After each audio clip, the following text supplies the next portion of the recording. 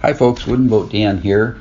Just wanted to give you a heads up. The podcast you're about to listen to was recorded several years ago, so some of the phone numbers, email addresses, website links, and time-sensitive information are no longer valid.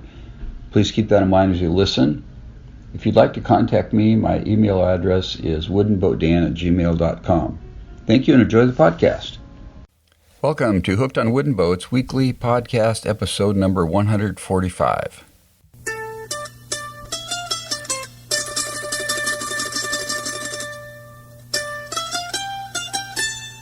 I'm your host today, Dan Matson, a.k.a. Wooden Boat Dan. If you can't do it, nobody can. This is the world's first podcast fully dedicated to celebrating the art, craft, history, tradition, and romance of wooden vessels around the world. Welcome to the podcast today, folks. Great to have you on board the good ship Hooked on Wooden Boats. Coincidentally, we're coming up on the third anniversary of Hooked on Wooden Boats podcast. My very first episode was published September 22nd, 2011. Wow, I can't believe it. It's been 3 years next week. Pretty amazing stuff. Overall, this has been a real blast doing this, and I plan to continue. But I remember well starting the podcast, I was interested in starting a podcast, and I'd been listening to Cliff Ravenscraft, the podcast Answer Man, for a couple years. He teaches people how to podcast. And I'd enjoyed listening to other podcasts so much that I thought, man, I'd like to have my own podcast. And I thought, well, what am I going to podcast about? And my day job has been accounting and finance and small business consulting. And so I thought, well, I could podcast about that. I've got a lot of experience and so on. But as I thought about it more, I thought, what am I really passionate about that I could talk about pretty much indefinitely. And based upon that, I came up with two topics. One is bicycling. I love to bicycle, road and mountain biking. I just took up mountain biking in 2009, 5 years ago at the age of 55.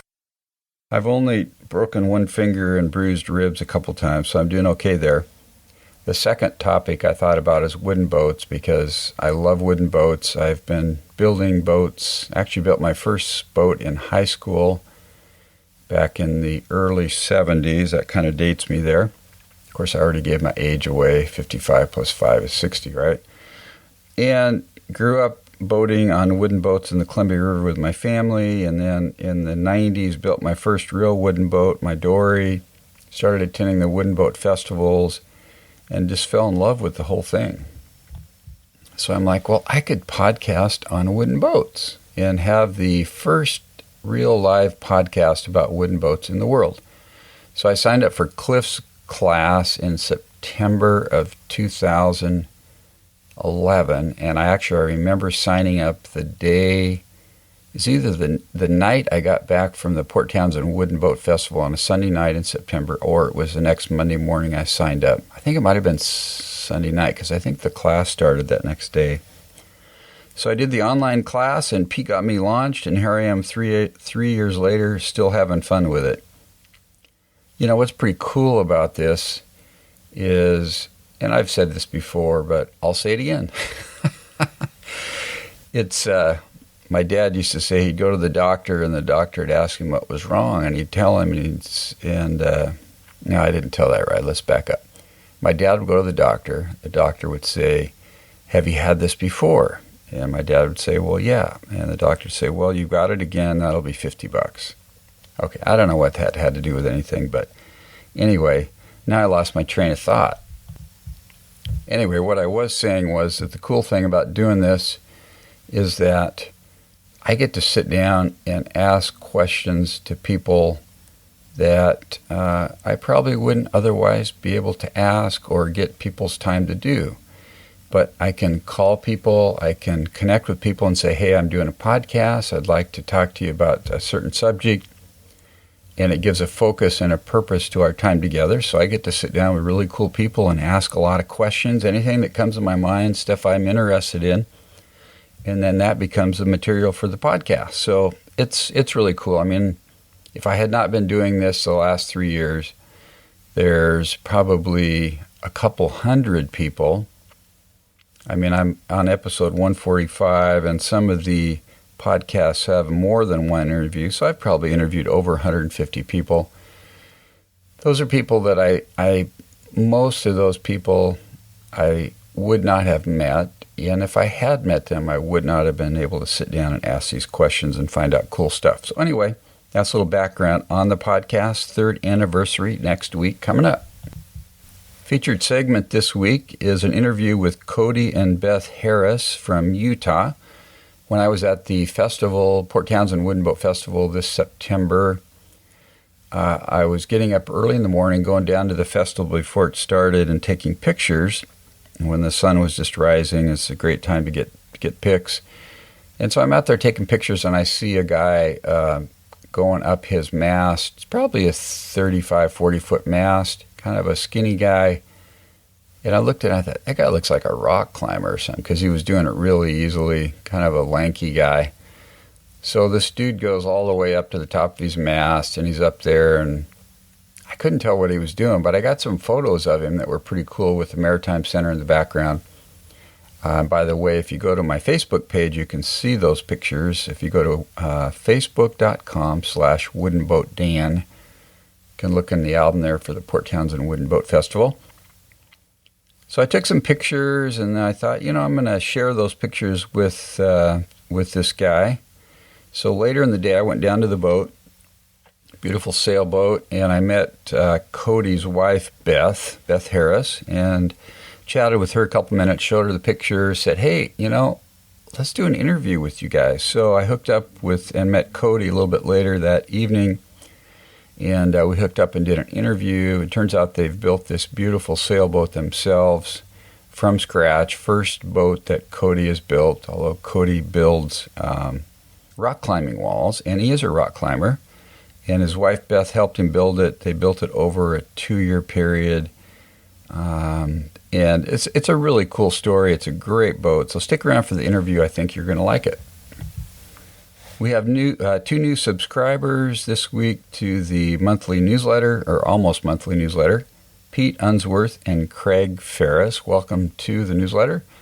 If you haven't signed up for it yet, you can do so by going to hookedonwoodenboats.com/subscribe and give me your name and email address, and you're in on that deal. As far as upcoming events and opportunities, it's pretty slow around here in the winter, not a whole lot happening.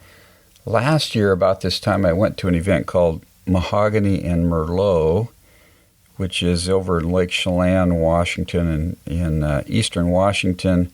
And I just looked at my calendar this morning, and I missed it. It was a week and a half ago, which is a real bummer. They have hydroplane races, and a lot of these old hydroplanes, vintage hydroplanes, are made out of wood. And the Antique and Classic Boat Society is there with some really cool antique and wood runabouts and so on. And so I missed that. So I don't know really when the next thing coming up is.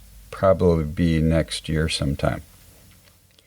Okay, well, we're going to move on to the interview with Cody and Beth Harris from Utah. So let's roll the tape. Okay, it's September 6, 2014. I am with Cody and Beth Harris of Salt Lake City, I think. Sure. It's part of the time. Yeah, so welcome to the podcast today. Oh, thanks. Well, yeah, thanks for having us. I feel like you should be interviewing more important, more spectacular people, but I'm honored that we're here on the podcast. Very cool. So this morning about 7 o'clock, I was over here at the festival. There's not very many people around. A few photographers like myself. And I saw Cody going up his mast, which is, how tall is your mast? My mast's about 43 feet above 40 the water. feet. So yeah. I saw you, what's the technical word for going up a mast? Well, being rock climbers, we just call it jumaring. I don't know what jumaring? Yeah, I don't know what sailors call it. So he was jumaring up the mast, so I'm watching him and thinking, this could make a pretty good picture. So I got some pictures of Cody And then I thought, well, I'm going to go down and introduce myself. So that's when I met Beth, and then we hooked up for a podcast. So we're sitting on a boat that you guys built. Yeah. Wow, that you're living on right now. So tell me how this came about, how you decided to do this, and just kind of give me the story. We got into sailing a number of years ago, and I think I wanted to build a boat before I even knew anything about sailing. You know, I've been in construction. My dad built homes, and I just like to build things. And I've read, of all books, George Bueller's Backyard Boat Building, which is really absolutely phenomenal, if nothing more than for inspiration to build something. Yeah. But, I was just like sold on building a boat. I was really excited, reading books after books, you know. Well, we took a family vacation with Cody's family to the East Coast, to North Carolina, and saw boats. And I think Cody really latched onto the idea of using a boat to travel. And we'd always been interested in travel, and it just seemed like a great way to do it. You can bring your whole world with you. You know, you can have a stove and a bed and all your things and explore new places and learn a new skill along the way. Sailing is such a joy. It's so much fun. I've really fallen in love with it, especially this summer sailing Rabannah. It's been real fun. Yeah. Anyway.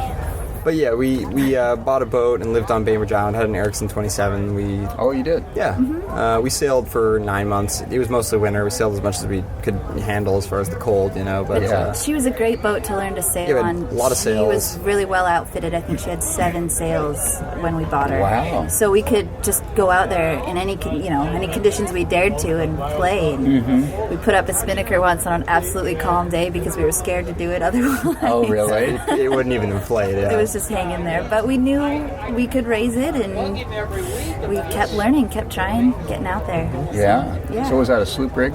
It was, just a regular sloop. Yeah. Okay. Nice boat. Yeah, it had an inboard engine. Yeah, it had a diesel, and we actually started sort of reading, the parties books and a lot of books, and being young and idealistic. Yeah, we wanted to sail engineless, so I built a sculling oar for an Erickson 27, which is with an inboard engine. Which is like putting a wooden wheel on a modern car. It's like hitching a horse to your Honda So did you use it? We did. We used it all the time. Nice. We got a little reputation. You learned to scull. Yeah, we did. Get in and out of the harbor with sculling. Yeah, we would. We kind of got a reputation for being real traditionalists around the harbor. In Bainbridge. Yeah. Yeah, we would sail. Usually, we would scull out and sail, and oftentimes we could sail up into our slip without the sculling oar. But usually we would try and undershoot it a little bit so we didn't crash into anything, and then scull in if we had to. So but we got pretty good at it though. The Erickson was pretty fun. She was a great boat, a great first boat to learn on and to kind of get our feet wet and decide, yes, this is a path we want to pursue further. We're having fun. Yeah. How long ago was it when you had the Erickson?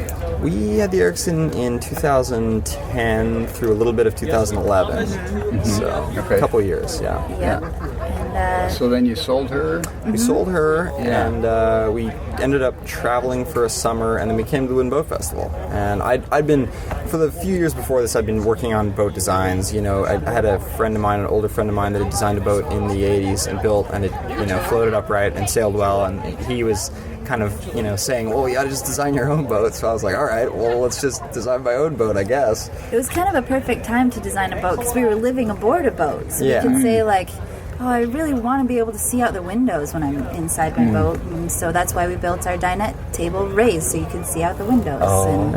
And we would say, I like this and I don't like that and I'd love to have this. Wouldn't that be cool? And what if we did this? Because we were living in that world and could really visualize what would be successful. And we walked a lot of docks during that time. Yeah, a lot of dock walking and, just any design process, just rehashing things and going back over things and changing things. And, even through the building process, things were changing, but we got most of it kind of figured out then. But we got it all figured out. We came to the boat festival in 2011, the Wooden Boat Festival, and had just the best time ever. And it was kind of the kick in the pants we needed to start building our own boat.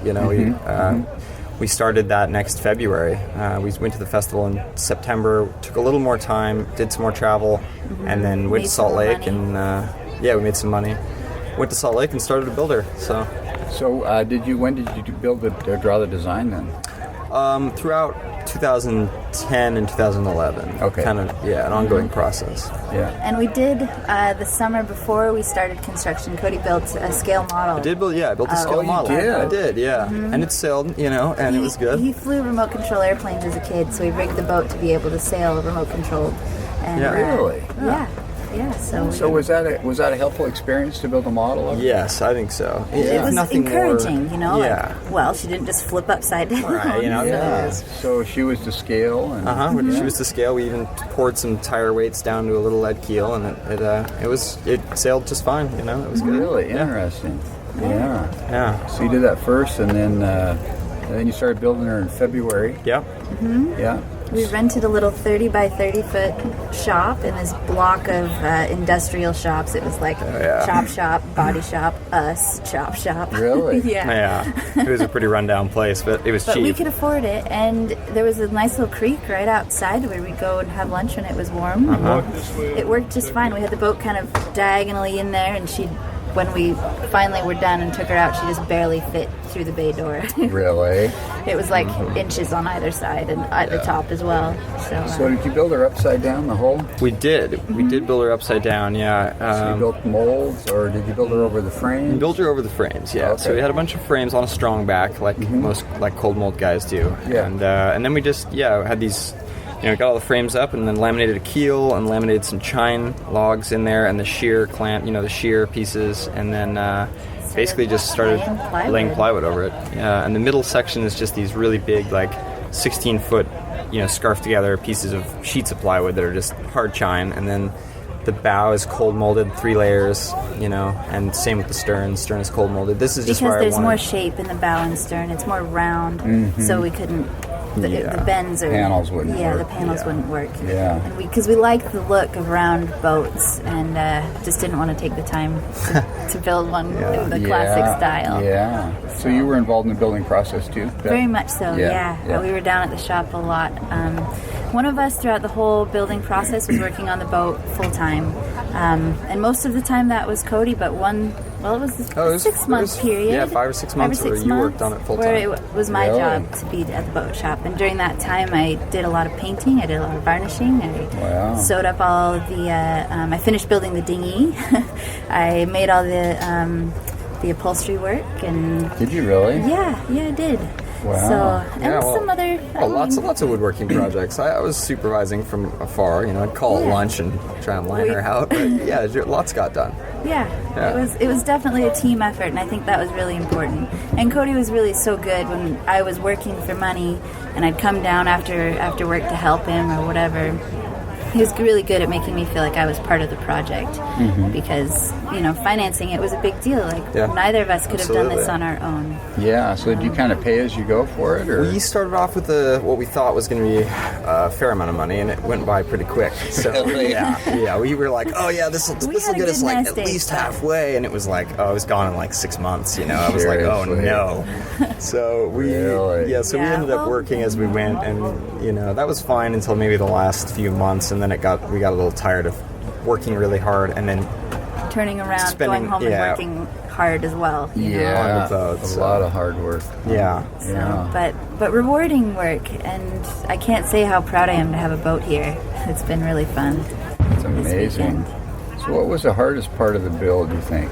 I'd say pouring the lead keel. Yeah, pouring lead keel was pretty difficult. Really? Yeah. It took 2 attempts. The first attempt didn't go as well as we'd hoped. So how do you do that? You have the keel on the ground and it's hollowed out, and you're basically going to pour lead. Yeah, we made a big sand mold, and the idea was in a plywood box, so it was on a trailer at this first attempt. Yeah, this is out in the desert, out in like the just nowhere Desertville. That people use Utah. as a shooting range. So we're like, if it blows up, I won't kill anybody. No one should bother us.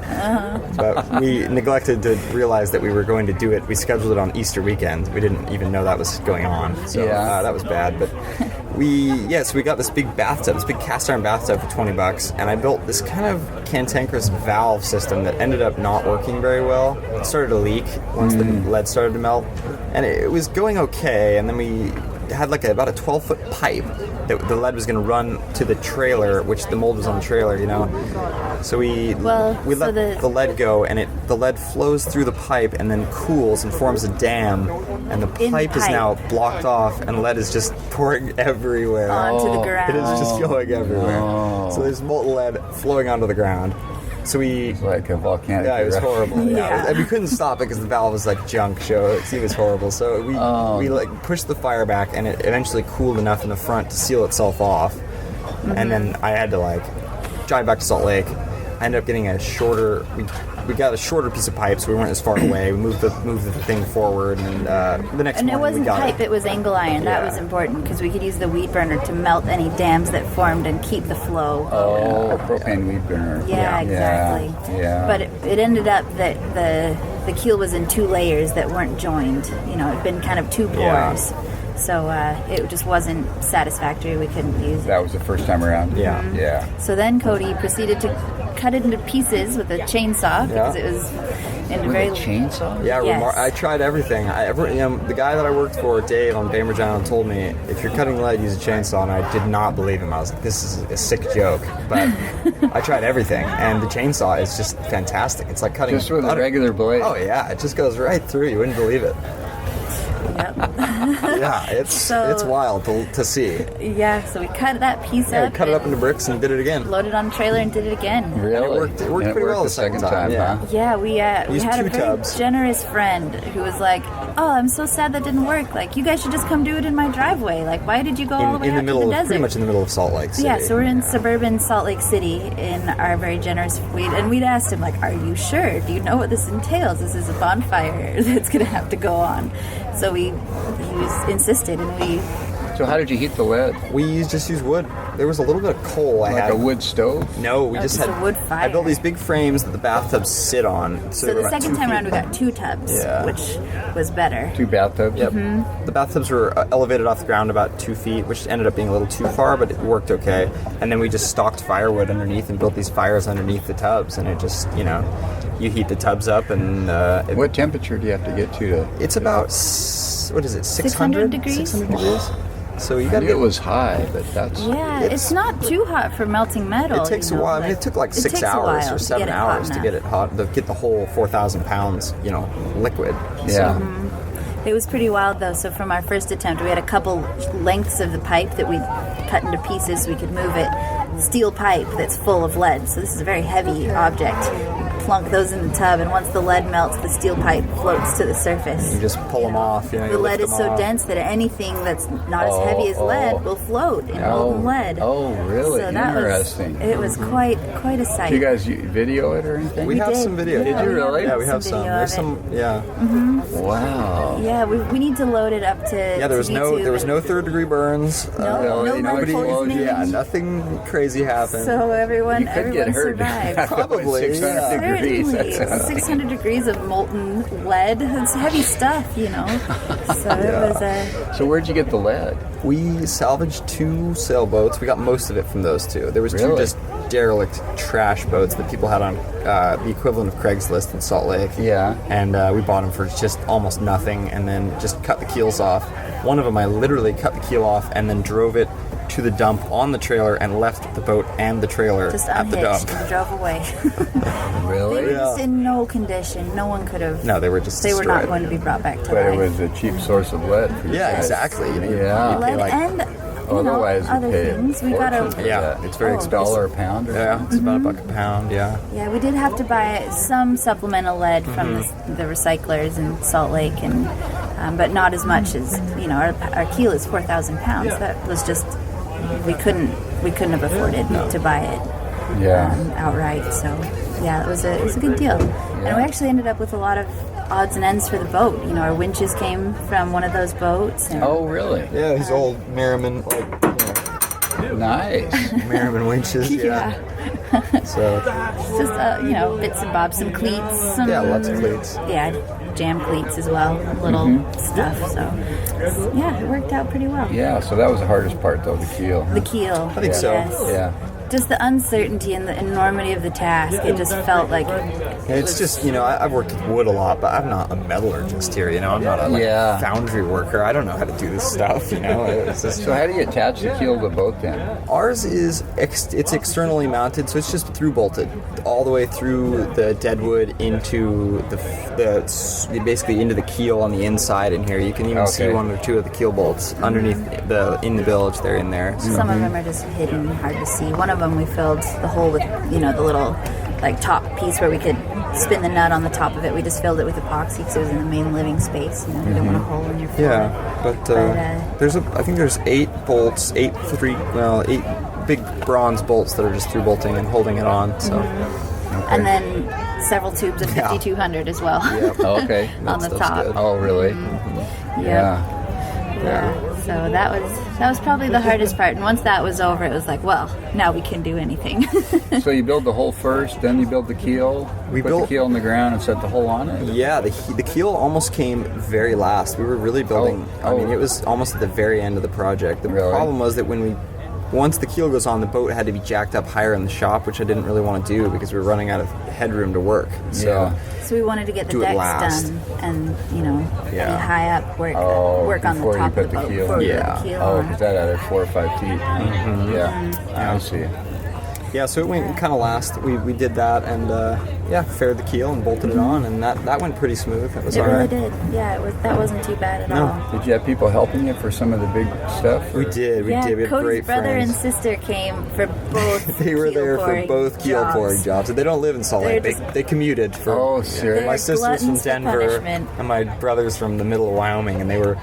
After the first one failed, they were like, I told them, well, we're going to try it again in 2 weeks. They were like, well, we'll be there. So. Oh, really? Yeah, it was great. Nice. So that support. And lots of great friends, too, who would come rolling the boat, we had friends. And moving the boat out of the shop, we had a bunch of friends come once down. it was complete. Mm-hmm. Yeah. Or complete-ish. I mean, there's not a lot of big tasks to have a lot of, barn raising tasks, Only a few. Most of the time, it was just me and Beth. We had some friends come and help who really wanted, who were interested in the boat and psyched on the project and wanted to be a part of it. So that was it's always fun to have someone who's passionate about what you're doing and interested in it. So it was fun to have them come by. So you built the spars in the shop, same shop? We built the boom in the shop, and we didn't build the mast. The mast, we had a generous friend let us build it in his backyard. Because it's too long. Yeah, it's 43 feet, so... Is it a laminate mast? It is. It's Douglas fir. It's laminate. It's just a box section mast. Oh, it is? Yeah, it's not hollow. Yep, it's hollow. Mm-hmm. Yeah, remarkably easy to build. Yeah, we actually we took Lynn and Larry Party's, method of packing tinfoil on the top for a radar reflector. Oh, really? Yeah, and we haven't had a chance. We've had one boat tell us that we had a good signal, but I'd like to get some more feedback from some radar carrying crafts. Yeah, interesting. Yeah, so that was kind of fun. And it was interesting while we were building it. It was the fall, and the leaves were changing. It was a beautiful day, and we were rolling wet epoxy onto the mast to start clamping it together. And the wind kicks up, and all these leaves blow and stick onto our wet mast. And it just felt like bad karma to be cursing the wind while you're building a mast to go in an engineless sailboat. So we were just kept our heads down and just were picking leaves out. I'm sure there's still several little bits in there. But they're encapsulated in epoxy, so hopefully they won't rot and cause any problems. So are the joints in the mast at the corners, are they rabbets, or is it just all square? It's just square. They're just butt joints. Yeah. Okay. And there are finger blocks on the inside where the boom attaches and the spreaders and where it goes through the coach roof there. So. And you have wire coming down through the mast? Yep. We got a VHF wire and just one masthead light wire. Yeah. Okay. So. And if the mast gets water and it can drain down through? It can, yeah. We have I've actually, even the mast step where there's this big giant brick of wood down there where the mast seats on, and it's got a channel routed out so that it can all drain into the bilge. So cool. I don't suspect we'll see any water in it, but you never know. You gotta be ready for that. So you got varnish on the spars. Yep. Yeah. What kind of varnish did you use? We've been using Epiphanes. Yeah, I like Epiphanes. Yeah, we've had good luck with it so far. How many coats? We've only got about 4 on it right now. On the mast, but there is also a base layer of UV resistant epoxy that's kind of like our last layer of defense. UV epoxy? Yeah. I didn't know they made UV epoxy. Yeah, we were really happy with our epoxy brand that we used. What kind of epoxy was it? We used Raka epoxy, which is these guys out of Florida that make it. And that's RAKA. RAKA, Yeah. And they've got all sorts of stuff. They've got a really wide variety. It's all 2-to-1 mix, which is nice. Yeah. Math is a little easier than 5-to-1. Yeah, right. Interesting. So it's got UV protector in it? Yeah. It's like that's a certain brand, not the whole boat, but just just that. Okay. Just the spar. So you've got that underneath the varnish. Yeah. Just kind of as a, it builds up quickly too. You put that on, it's probably the equivalent of several coats of varnish. So you probably had to scarf some Doug fir together though to get those long pieces. Yeah, and in fact, the longest piece I had for the mast was 16 feet, and I think I only had 2 of those. I mostly was like 14 footers, so there's... To find the quality of wood we needed, we just couldn't find them in the long lengths that we wanted. You used like 10-to-1 ratio on your scarf? 12-to-1. It was even a little more than that. I was skeptical. I was I might as well make it like 12.5-to-1. Why not just give it that extra 3/4 inch thick, or it's the sides. A forward ship's I want to say it's 7/8, and fore and aft is 1 inch and 7/16. Oh wow! I'm sure it's thick. Quite stout. Yeah. Okay. Interesting. Yeah. I could be a little bit off on those, but I think that's it. We could look at our plans again. Yeah, and it's not that heavy. Me and Beth could pick it up and carry it. It's not really. It's not easy. It's heavy, but is it vertical grain? You use all vertical grain? Or? You did use all vertical grain on the mast. Yeah. Where'd you get your wood? There's suppliers in Salt Lake. Yeah. We used numerous places. Yeah. It's pretty good there. There's a good network of wood there. Wood suppliers there. Some of it from other buildings or anything like that, or was it all fresh stuff? Or most of it was fresh stuff. Some of the stuff, like this, the hatch, the Manuel hatch, is just a hatch off another boat. This came off one of the salvage boats. Yeah. And you made it fit your boat. I had a different hatch planned, but I was like, well, this is pretty good, so I just changed the size a little, and now it fits. Nice. So it's like a 35-year-old hatch. Like that. The stern pulpit as well. It just came off one of the boats we salvaged, the Tartan 27, and we were like, that looks pretty close to our transom size. Let's hold it up there, and it worked just fine. So we were pretty happy about that. One less thing to build ourselves or have to figure out. So that was pretty great. Yeah, there's some cabinetry on the inside that's from other boats. Yeah.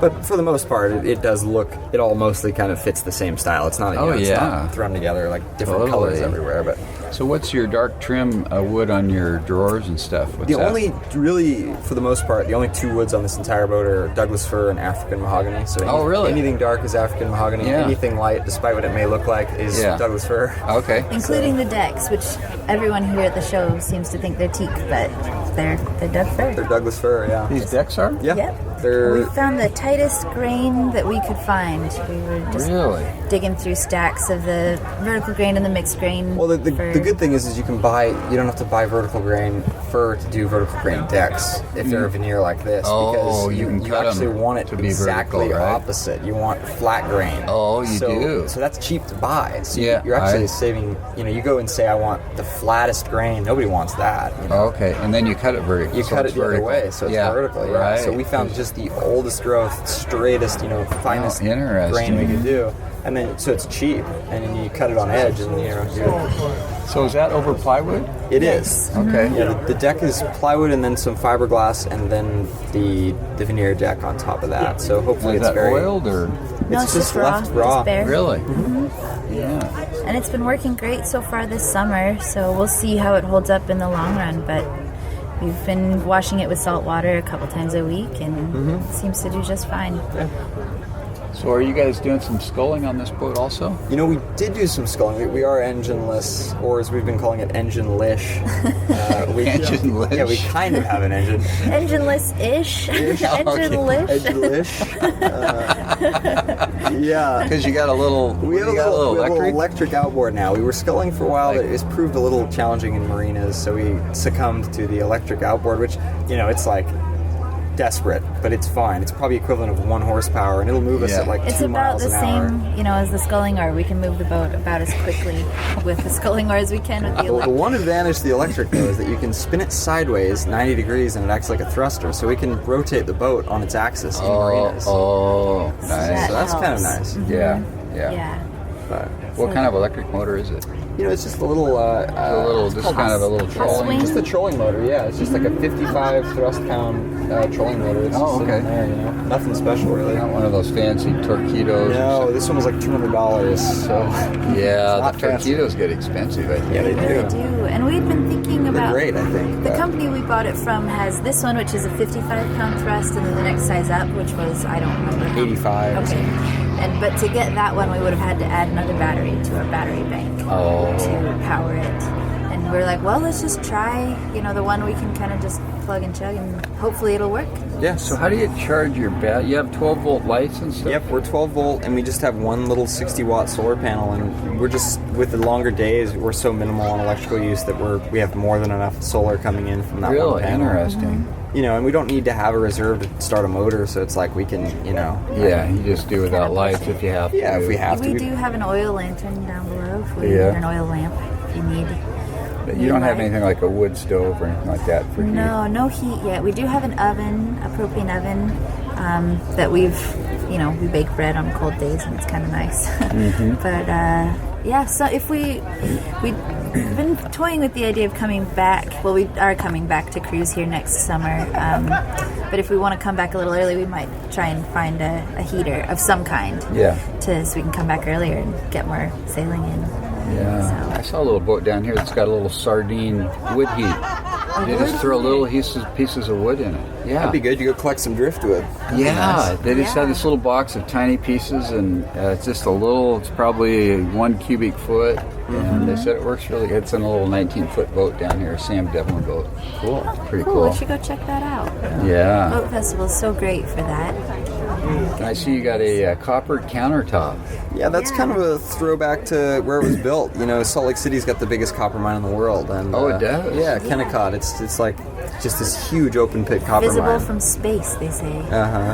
And we thought, it's a cool... I love copper. It looks cool. I think it looks nice. So- The other neat thing we didn't realize until we started looking into doing it is that it's antibacterial as well. Yeah, That right. was So it's good for countertops. Yeah. In that sense. We drink our water out of copper dishes. Oh, yeah. Because there's a lot of other besides the antibacterial stuff, there's other benefits of drinking water with copper in it. So Interesting. Very cool. my wife did all this research, and we bought these copper pot at like thrift stores and Nice. put the water in. If the water is in there for an hour, then it absorbs a fair amount of copper, and you drink it, and it tastes good, and it's good for you. So Great. That's why I look so healthy today. I just know. There you go.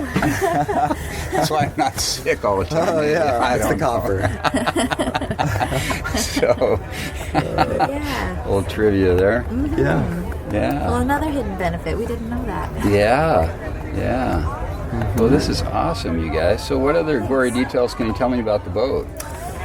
We had a little run-in when we stepped the mast at Fisherman's Terminal. This was probably one of the hardest independent days of the boat. It was an emotionally just devastating day, but we went to step the mast when we got here from this. We trailered the boat to Seattle and launched at Fisherman's Terminal, basically, and we were going to step the mast with this crane that I thought was tall enough, and it turned out to not be tall enough. So we tried to I thought that if we could just get the mast to go through the cabin roof, it would kind of just fall in. It was like, it looked so close that it was like, if I just wrestle it into the hole, it'll just kind of, slide itself in. And we'll be good. And it didn't work out that way, and it was like about an hour of like just agony of just cracking sounds. The mast was basically separating one of the bulkheads, just destroying a bulkhead inside the boat, and there was almost nothing we could do. Once it went through the hole, you'd never be able to get it back out It was because just the like crane wasn't. cammed in there. Yeah. The crane wasn't tall enough to pull it out. So We hailed random strangers We were to help yelling us heal the boat further. Yeah, we heeled the boat to like 20 degrees. If the boat was tipped, then the mast could go in. But if it was So it was The crane's probably having a hard time holding it very straight Yeah. to begin Right. with, right? it was really bad. Oh, you guys, that sounds stressful. It was horrible. Hearing your To the baby cracking, cry, oh my gosh. just like, oh God, make it stop. It was so bad. Oh no! So you got it in that time though? We got it in. And Cody had it repaired that afternoon, and all I had to do the next day The was bulkhead paint. was luckily not structural, thank God. It just encloses the head. It's just basically a partition, but luckily it was just a little bit of sanding and an epoxy fillet, and we were back in and business. some new paints, and it's like it never happened. Yeah, but it sounded much worse than it ended up being. That sounds terrible. It was really bad. Yeah. Oh God. Was that this year? That was this This year, and year. then that was we didn't have the electric. We had this British Seagull for a while, and we had to leave Lake Union to get out through the locks. And we'd scattered them out a little bit, so we'd come rolling up the locks at like 5 a.m. on The 4th of July. Mm-hmm. And it wasn't very busy, but that was good. But the Seagull doesn't have reverse or neutral, so If it's on, we are going forward at about 3 knots. The Seagull's little gas motor? Yeah, that old the British Seagull. British Seagull. They're very basic. Yeah. But so I have to kill the thing like 100 yards out to stop in time. So we come in, and the guys don't realize that we don't have an engine, and they're just like waving me in. This is our first time. I'm just listening to the guys. They're like, keep coming. And then the guy's like, ready to throw it in reverse. I was like, I don't have reverse. So we got a hearty scolding. Yeah. Ooh, from the guy with the lock? Yeah, they were like, quick, cleat the lines. This guy doesn't have reverse. The poor powerboat in front of us must have watched that bowsprit come closer and closer. Oh my goodness. But we made it through. And that was the one deadline of the boat project we made. My grandmother lives on the water near Paul's boat. Okay. And we're like, we'll be anchored outside your house for the 4th of July. She has a big barbecue, big party. And we were there. We made it. And that's the only deadline we've ever reached for the boat project. You know what the parties say about making schedules, don't you? They say don't make them. Yeah. Don't have deadlines. Yeah. Yep. Just be safe and take your time. Right. Definitely. And that's a Good lesson sound we've advice. learned for sure. Yes. Yeah. So you guys put her in the water this year in down in Ballard, basically. Yep. Yeah. And what month was that? That was right in the beginning of July. Yeah, Okay, in the beginning of July, and you stepped the mast and got her all set up and took off. And then what did you do for the summer? We have been slowly cruising all over the place, all through the San Juans, and pretty much engine-less. So it's been interesting. We spent a fair amount of time adrift and becalmed. But we've had some great sailing too. We've had some fantastic sailing. And most of the time we're having the best sailing, we see other boats with their sail covers on, and it's just like, it's a little discouraging. Yeah. Seriously. Yeah. I think the problem is that the winds are usually so bad up here. They're just so light. And very light in the summer. Yeah, and I think people just get used to motoring. They don't even think. They just think, well, in the San Juans there can't be any wind. So. Right. But yeah, we've had a lot of days where we try to get somewhere and either end up back where we started or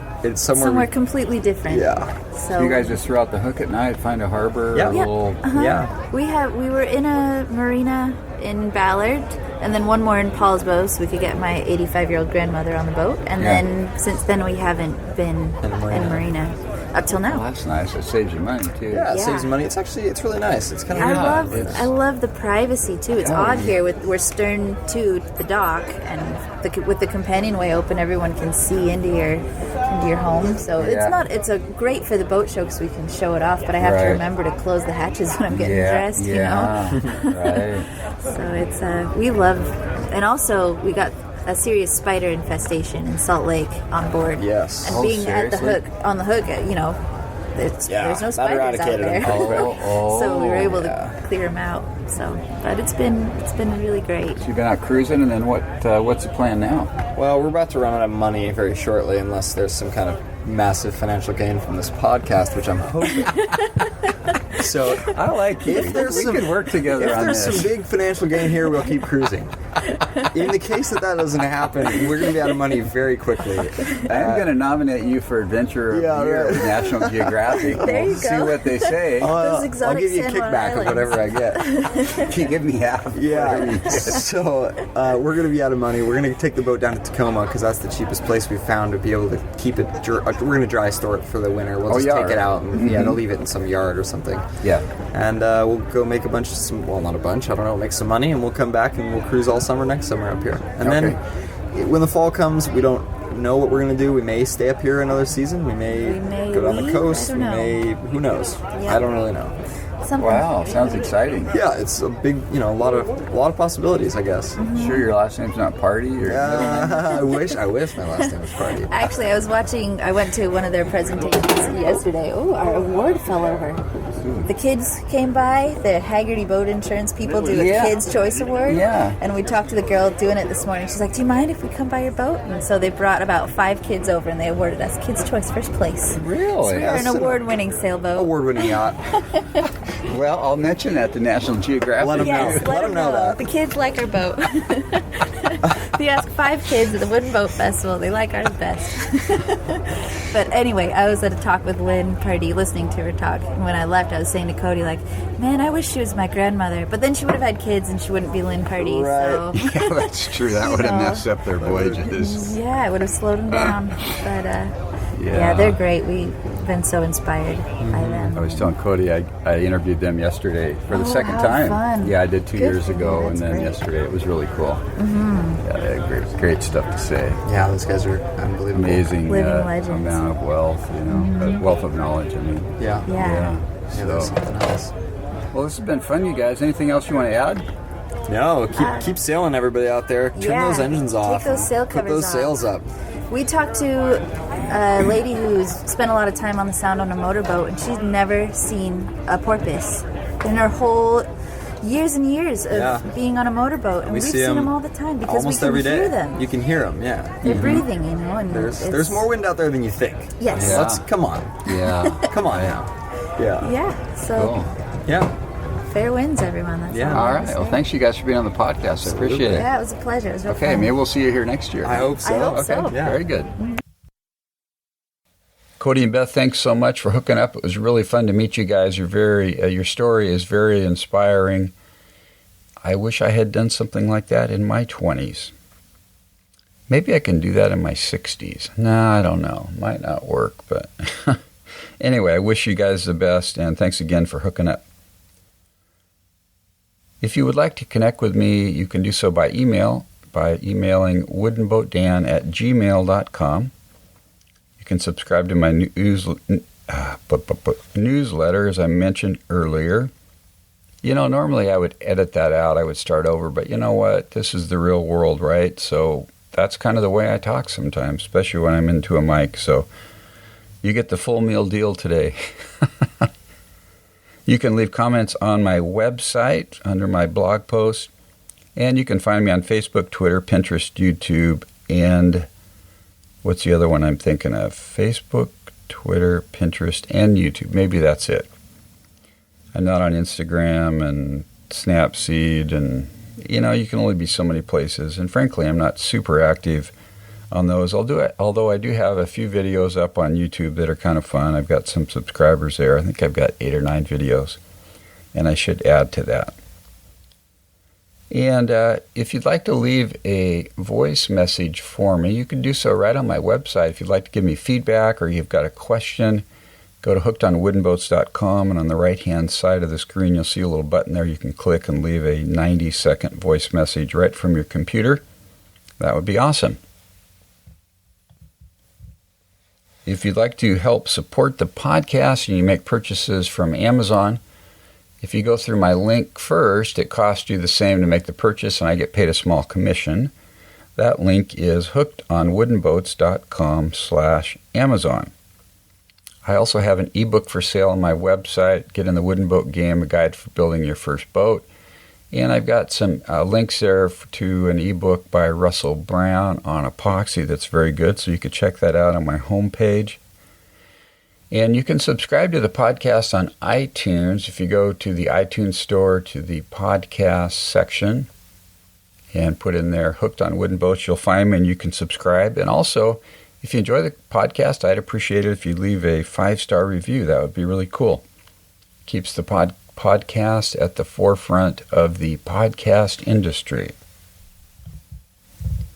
If you're not in the wooden boat game yet, folks, it's time you get in by buying or building or renting a wooden boat or buying a wooden boat magazine or doing something. Just get your feet wet. It is really a lot of fun.